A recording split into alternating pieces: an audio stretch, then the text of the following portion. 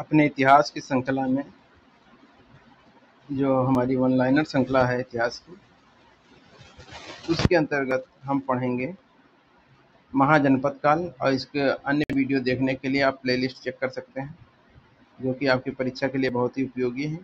और वीडियो आपको पसंद आता है, यूजफुल लगता है तो लाइक करें, चैनल को सब्सक्राइब करें और ज़्यादा से ज़्यादा शेयर करें। चलिए शुरू करते हैं। महाजनपद काल, इससे एक क्वेश्चन जरूर आता है आपके एग्जाम में। चलिए देखते हैं क्या है। राजनीतिक जीवन के बारे में। राजनीतिक जीवन जानने का मुख्य आधार क्या है? सुनिश्चित तिथि क्रम। भारत में राजनीतिक इतिहास का प्रारंभ कब से माना जाता है? तो ईसा पूर्व सदी के मध्य से। और किस बौद्ध ग्रंथ में उत्तर भारत में 16 बड़े राज्यों का उल्लेख किया गया है? तो 16 महाजनपदों का, जिन्हें महाजनपद कहा जाता है। तो अंगुत्तर निकाय बौद्ध धर्म ग्रंथ है ये। किस जैन ग्रंथ में 16 महाजनपदों का उल्लेख किया गया है? तो जैन ग्रंथ कौन सा है जिसमें 16 महाजनपदों का किया गया? तो भगवती सूत्र है। और अगर जो बौद्ध के बारे में कहा जाए तो अंगुत्तर निकाय है। पाणिनि द्वारा अष्टकृत अष्टाध्यायी में कितने महाजनपदों का उल्लेख है? तो 22 महाजनपदों का उल्लेख किसने किया? पाणिनि ने किया अष्टाध्यायी में। महाजनपदों के उदय का कारण क्या था? तो कृषि प्रसार, व्यापार और नगरीकरण का विकास। लोहे का विस्तृत प्रयोग। भारत तथा पुराणों में अंग महाजनपद की राजधानी चंपा का क्या नाम मिलता है? तो मालिनी। बौद्ध ग्रंथ महापरिनिर्वाण सूत्र में किन 6 महानगरों का नाम प्राप्त है? तो चंपा, राजगृह, बनारस, साकेत, कौशाम्बी और श्रावस्ती। चंपा, राजगृह, बनारस, साकेत, कौशाम्बी व तथा श्रावस्ती। दीघ निकाय के अनुसार चंपा नगर निर्माण की योजना किसने दी थी? तो वास्तुकार महागोविंद ने दी थी।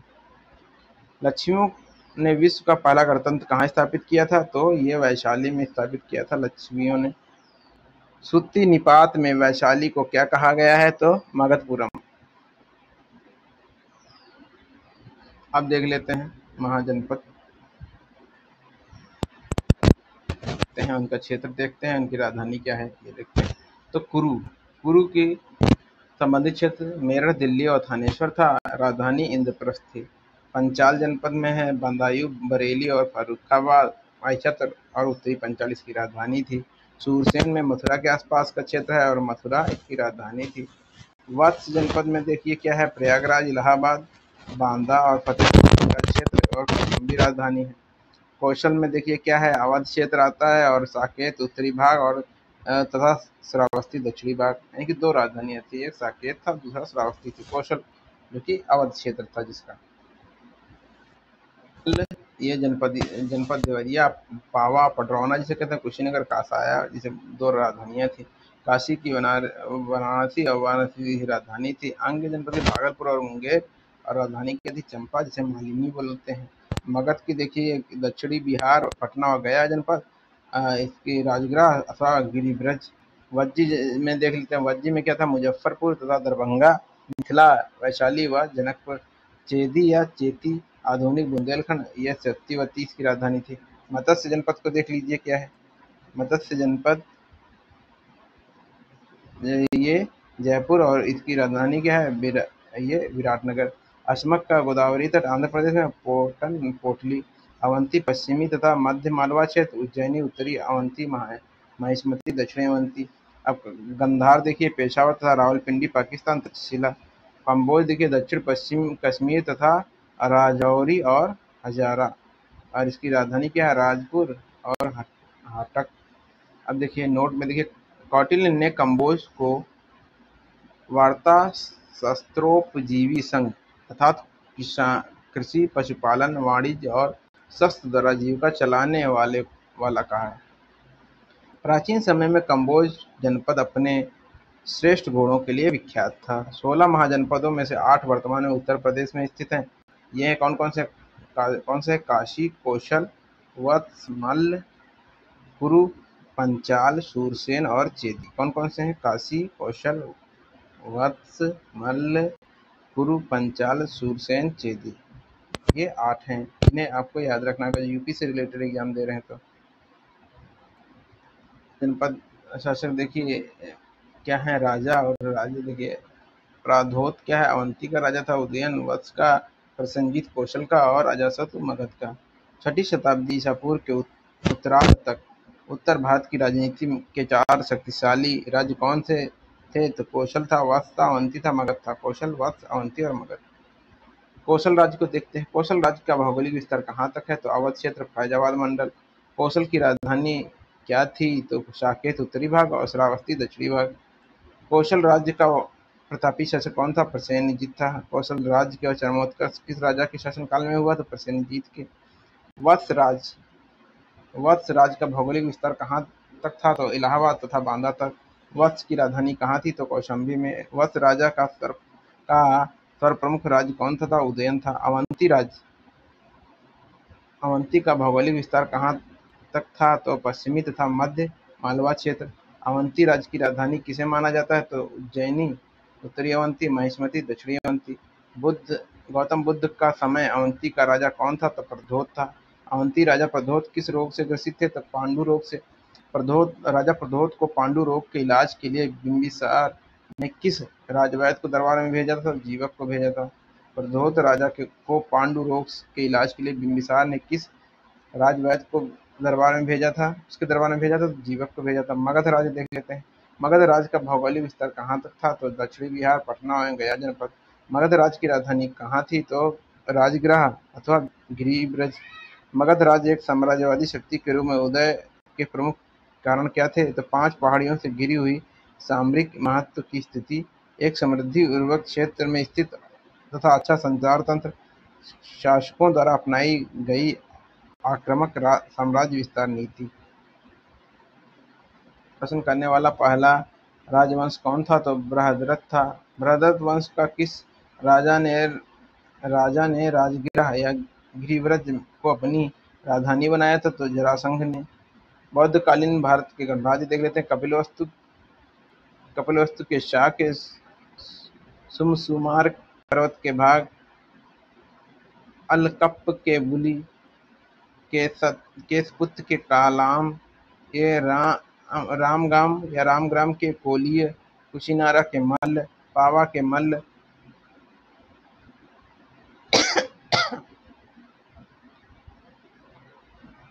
के मौर्य, वैशाली के लक्षवीय और मिथिला के विदेह। हर्यक वंश के बारे में जानते हैं। हर्यक का 544 ईसा पूर्व से 442 ईसा पूर्व तक। मगध साम्राज्य का विस्तार वास्तविक संस्थापक किसे माना जाता था? बिंबिसार को। बिंबिसार किस वंश के संबंधित है? तो हर्यक वंश से। राजा बिंबिसार का शासनकाल कब से कब तक माना जाता है? तो लगभग 544 से 492 ईसा पूर्व। जैन साहित्य में बिंबिसार को क्या कहा गया है? श्रेणी कहा गया। बिंबिसार को किस अंग राजा को पराजित कर उसके राज्य को मगध साम्राज्य में मिला लिया? तो बृहद्रथ को। बिंबिसार के पश्चात मगध साम्राज्य का कौन शासक बनाया गया? तो अजातशत्रु 1900 बना था। कौन बना था? तो अजातशत्रु बना था। ये 492 से 460 ईसा पूर्व। ईसा कंफ्यूज मत होइएगा, ईसा पूर्व का जो समय होता है वो उल्टा चलता है, ठीक है। तो इधर जाएंगे तो ये बढ़ेगा, जैसे ये ईसवी है, और इधर जाएंगे तो इधर से हम इधर आ रहे हैं ना, तो हमारा क्या होगा, जैसे यहाँ पे इधर जाएंगे तो बढ़ेगा, टाइमिंग बढ़ेगी, ये ईसा पूर्व की लाइन होगी, और इधर जाएंगे तो ये बढ़ते क्रम में होगा, ठीक है। बौद्ध संगीति हर्यक वंश के किस शासक के शासनकाल में हुई थी? तो अजातशत्रु के। सर्वप्रथम किसने पटियाला की अंतिम शक्ति की पहचाना जो कालांतर में मगध की राजधानी के रूप में विकसित हुआ? तो अजातशत्रु ने। अजातशत्रु के पश्चात मगध साम्राज्य का शासक कौन हुआ? तो उदयन या उदयभद्र। उदयन या उदयभद्र के शासनकाल कब से कब तक माना जाता है? तो लगभग 460 से 444 ईसा पूर्व। अजातशत्रु की हत्या किसने की थी? तो उदयन या उदयभद्र। हर्यक वंश का कौन सा शासक था जो पितृहंता कहलाया था? तो उदयन या उदयभद्र। गंगा और सोन नदियों के संगम पर पाटलिपुत्र नामक नगर की स्थापना किसने करवाई थी? तो उदयन या उदयभद्र ने। हर्यक शासक उदयन किस मत का अनुयायी था? तो जैन मत का अनुयायी था। हर्यक वंश अंतिम राजा कौन था? तो नागदशक था। पुराणों में नागदशक को क्या कहा गया है? दर्शक कहा गया है। ये 412 से 344 ईसा पूर्व तक चला। हर्यक वंश का पतन के उपरांत मगध साम्राज्य में किस नवीन राजवंश की स्थापना हुई? तो शिशुनाग वंश की। शिशुनाग वंश का शासन कब से कब तक रहा है? तो 412 से 394 ईसा पूर्व तक। गिरिव्रज का अतिरिक्त वैशाली नगर को किसने अपनी दूसरी राजधानी बनाई? तो शिशुनाग ने। शिशुनाग के पश्चात शिशुनाग वंश का शासक बना कालाशोक। पुराणों में कालाशोक को क्या कहा गया है? तो काकवण कहा गया है। बौद्ध धर्मग्रंथ को द्वितीय संगीति का आयोजन किसके शासनकाल में हुई थी? तो कालाशोक के शासनकाल में। कालाशोक के शासनकाल कब से कब तक रहा? तो 366 ईसा पूर्व से लेकर ईसा पूर्व तक। ये शिशुनाग वंश का अंतिम शासक कौन था? तो नंदीवर्धन अथवा महानंदी। शिशुनाग वंश के उत्तराधिकारियों का शासनकाल कब से कब तक रहा? तो 344 ईसा पूर्व तक। अब देखिए नंदवंश देख लेते हैं।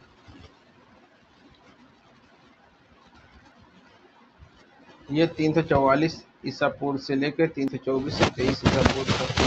शिशुनाग वंश के पतन के उपरांत मगध साम्राज्य में किस राजवंश की स्थापना हुई? तो नंदवंश की हुई।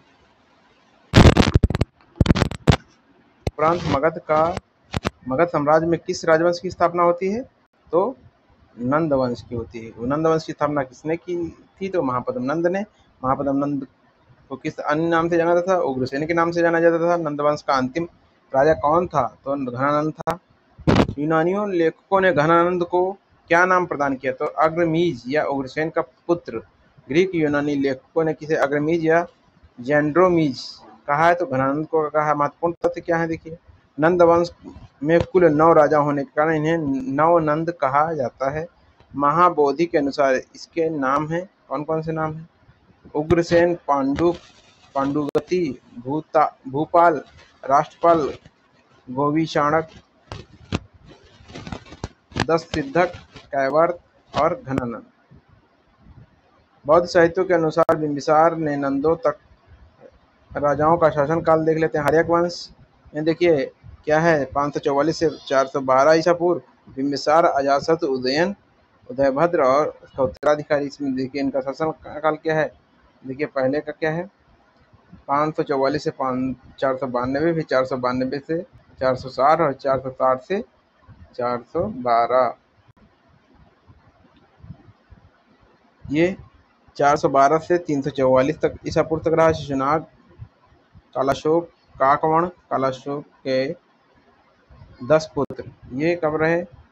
शिशुनाग, कालाशोक ये 412 से 394, फिर 394 से 366, 366 से 344 ईसा पूर्व।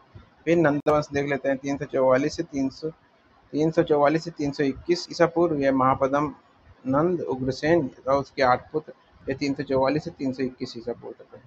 अब पुराणों के अनुसार बिंबिसार से नंदों तक के राजाओं का शासनकाल देख लेते हैं, किसने कितने दिन तक किया। तो देखिए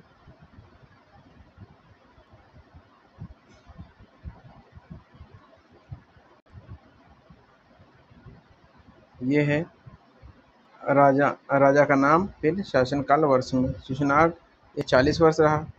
ये काकवण रहा 26, क्षेमवर्धन ये रहा 36, क्षेमेतिज या क्षेत्रोज ये 24, बिंबिसार ये 28 वर्ष और अजातशत्रु 27, दर्शक ये 24, उदयन 33, नंदीवर्धन 40 वर्ष और महानंदिन ये 43, महापद्म तथा उसके 8 पुत्र लगभग 100 कुछ विद्वानों के अनुसार 40 वर्ष।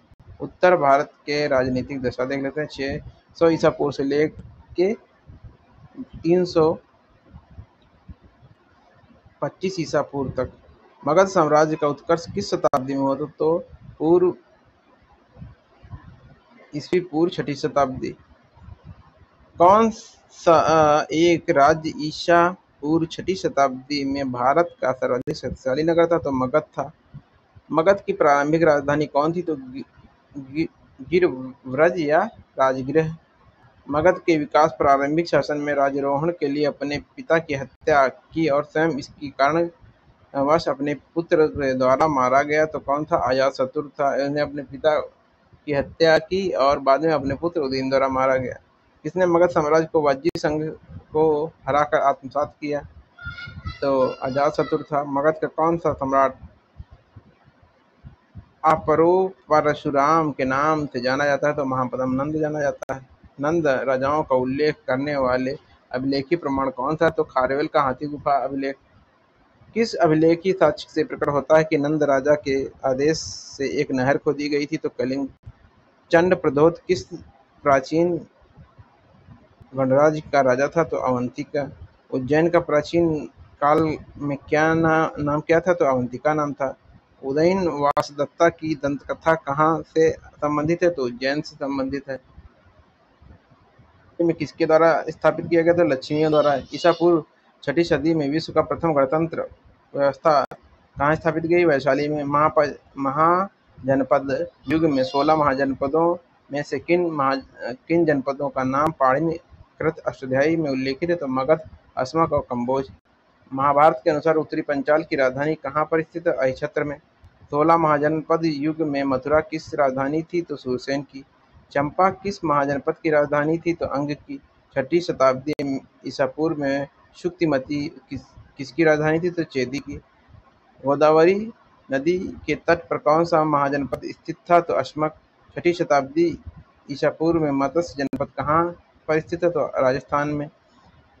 प्राचीन श्रावस्ती का नगर विन्यास कैसा था? तो अर्धचंद्राकार था। मालवा क्षेत्र पर मगध की सत्ता का विस्तार किसके शासनकाल में हुआ था? तो शिशुनाग के शासनकाल में। कौन सा राजा वाराणसी को अपनी द्वितीय राजधानी बनाया था? तो शिशुनाग ने।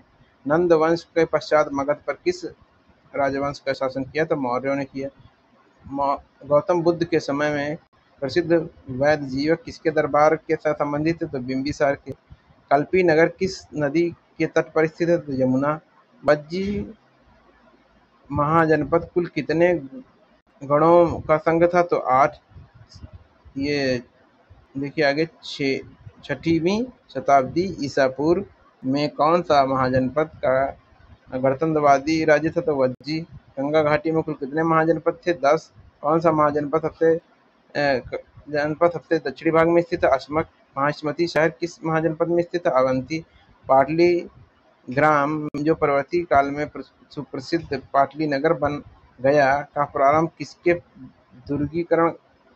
दुर्गीकरण कराया था? तो अजातशत्रु ने। प्राचीन काल में बिहार को किस नाम से जाना जाता था? तो मगध। मगध की राजधानी राजगिरी का प्राकृत भाषा में क्या कहा जाता था? तो राजगाह कहा जाता था। कौन सा एक राज्य ईसा पूर्व 6ठी शताब्दी में प्रारंभ में भारत का सर्वाधिक शक्तिशाली नगर राज्य था? तो काशी था। किस पुस्तक की रचना डी कौशाम्बी ने की थी? An introduction to the study of Indian history. सिक्कों के अध्ययन को क्या कहते हैं? न्यूमिस्मेटिक कहते हैं। हिस्टोरिका की रचना किसने की? हेरोडोटस ने। भारत के प्राचीन सिक्कों को क्या कहते हैं? आहत सिक्के या पंचमार्क सिक्के। प्राचीनतम आहत या पंचमार्क सिक्के किसके बने होते थे? चांदी के। पंचमार्क सिक्कों के चिन्हों की विशद व्याख्या किसने की? तो रेपसन ने। परमार्थ चीन में 20 वर्षों से अधिक रहे और वहाँ उन्होंने 70 बौद्ध ग्रंथों का चीनी भाषा में अनुवाद किया। वे कहाँ के निवासी थे? तो उज्जैन के।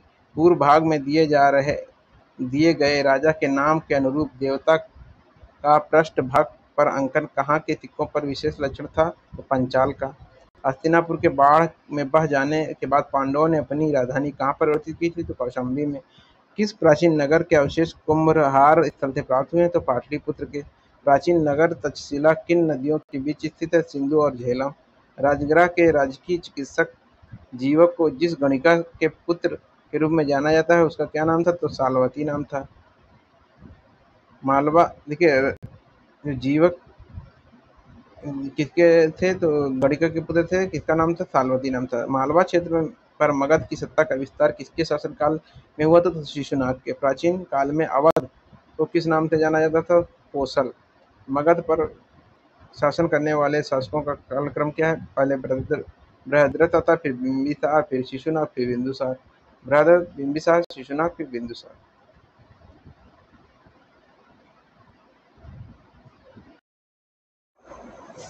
विदेशी आक्रमण, यूनानी आक्रमण और हखामनी पार्थिक आक्रमण।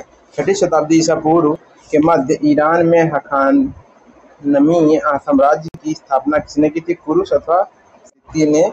ये 558 से 529 ईसा पूर्व।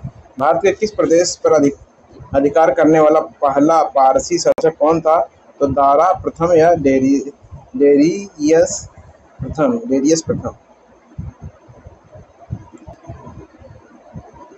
हखानवी शासक डेरियस प्रथम। दारा प्रथम के शासन काल कब से कब तक था? तो 500 कब से कब तक था? 522 से ये 486 ईसा पूर्व तक था।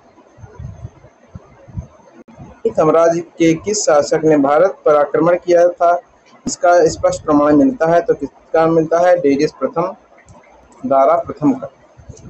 दारा प्रथम का शासन काल के वे कौन से 3 अभिलेख हैं जिसने भारत पारसी संबंध के विषय में महत्वपूर्ण सूचना मिलती है?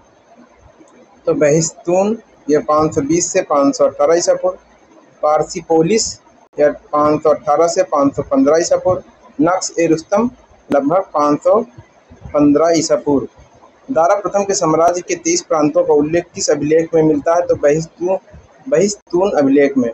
किस इतिहासकार के विवरण से ज्ञात होता है कि भारत दारा प्रथम के साम्राज्य का 20वां प्रांत था? तो हेरोडोटस के विवरण से।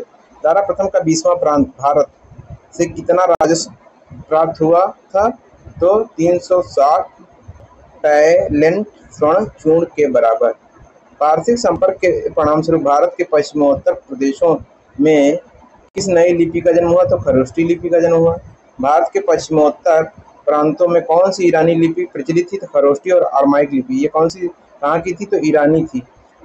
भारत के पश्चिमोत्तर प्रांतों में कौन सी ईरानी सिक्के प्रचलित है? सिगलोई सिक्का। सिगलोई सिक्का जो है भारत के पश्चिमोत्तर प्रांतों में प्रचलित था। तो ये कौन सा कहाँ का था? ईरान का था। फारसी स्वर्ण मुद्रा तथा रजत मुद्रा को किस नाम से जाना जाता था? तो डेरिक स्वर्ण मुद्रा थी और सिगलोई रजत मुद्रा। सिगलोई रजत और डेरिक स्वर्ण। पारसिक आक्रमण का भारत पर प्रभाव देख लेते हैं क्या है। भारत व पश्चिम एशिया के बीच सांस्कृतिक आदान प्रदान का मार्ग प्रशस्त हुआ। भारत विद्वान और दार्शनिक पाश्चात्य ज्ञान विज्ञान से परिचित हुए। हेरोडोटस और टेसियस जैसे इतिहासकारों ने भारत के संबंध में सूचनाएं एकत्र की। अब सिकंदर का अभियान देखते हैं क्या है।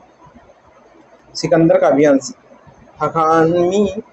हखामनी आक्रमण के पश्चात पश्चिमोत्तर भारत में किस दूसरे यूरोपीय आक्रमणकारी का आक्रमण हुआ था? तो सिकंदर का। सिकंदर कहाँ का निवासी था? तो मैसिडोनिया का था। भारत विजय के उद्देश्य से सिकंदर ने अपना अभियान कब प्रारंभ किया था? तो 326 ईसा पूर्व। सिकंदर और पोरस के युद्ध किस नदी के तट पर हुआ था? तो झेलम नदी के तट पर हुआ था।